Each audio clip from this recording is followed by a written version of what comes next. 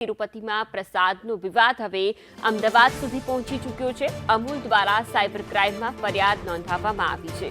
અમૂલ દ્વારા ઘી સપ્લાય કરાયાની અફવાઓ ફેલાઈ હતી. તે મામલે હવે ફરિયાદ કરવામાં આવી છે. અમૂલની પ્રતિષ્ઠાને નુકસાન પહોંચાડવાનો પ્રયાસ થયો છે.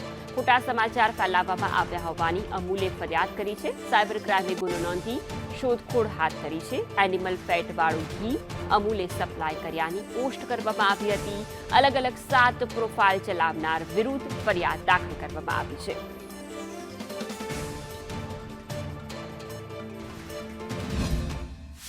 અમૂલને આ વિવાદ સાથે ખોટી રીતે જોડવામાં આવેલો હોવાથી અમુક સોશિયલ મીડિયા એકાઉન્ટ્સે આ પ્રકારનો ગેરમાહિતી અને દુષ્પ્રચાર કરી અને અમારી સાથે જોડાયેલા 36 લાખ ખેડૂત પરિવારોને અમૂલ બ્રાન્ડને નુકસાન કરવાનું જે હિનકૃત્ય કર્યું છે તેના વિરુદ્ધ અમદાવાદ ક્રાઇમ બ્રાન્ચ ખાતે અમૂલ ફેડરેશને એક FIR નોંધાવેલ છે.